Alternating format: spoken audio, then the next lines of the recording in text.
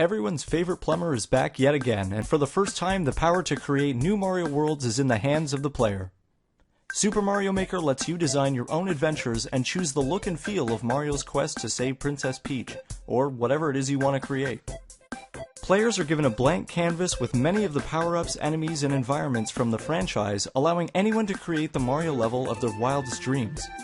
It doesn't matter if you're a series veteran, or you just enjoy the newer titles in the series, Super Mario Maker allows you to design your level to reflect the look of one of 4 Mario eras ranging from the 8-bit to the high-resolution 3D graphics used today.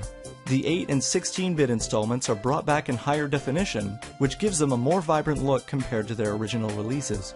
Right from the beginning, players are given a crash course in level design, Mario style. Building platforms, placing enemies, and creating traps are explained clearly and are really simple to perform on the Wii U's gamepad.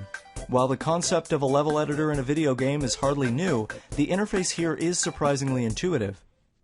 Uploading your level for anyone to play is also quick and painless thanks to Mario Maker's dashboard-style system, which also allows players to switch seamlessly between making their levels and playing them. Beyond the wealth of pre-made Nintendo levels available offline, players are also given a near limitless amount of gameplay online. The most popular levels can be found in the course world. Here you can search for your favorite makers, follow them, and keep up to date with their latest creations. The 100 Mario Challenge gives players 100 lives to beat a series of randomly chosen player-created levels. The difficulty ranges from easy to expert, and trust me when I say you will need all 100 lives for the expert levels, as some of them can be downright brutal. If the going gets too tough though, there is an option to swap out more challenging levels for new ones. Upon completing a 100 Mario Challenge, players are rewarded with unlockable character costumes from franchises like The Legend of Zelda, Kirby, and even the cult classic Earthbound. These characters are playable in 8-bit form, which puts another creative spin on the platformer. It's easy to imagine all of the Pokemon and Legend of Zelda themed levels that will emerge from this awesome feature. There are also unlockable character costumes for every current amiibo, which is a huge step forward for the figurine series.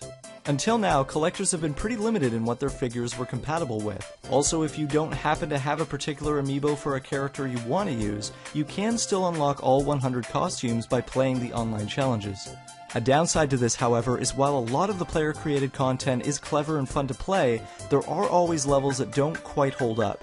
I tried many levels that felt thrown together with little effort, or were flat out unfair due to bad level design. This might sound like a deal breaker to players looking to take the plunge into online levels, but not all of us are game designers, and that's kind of the point. Super Mario Maker does something very interesting by giving players a look behind the curtain of this immensely popular franchise. Seeing the inner workings makes you realize how challenging making a great or even a playable game can be.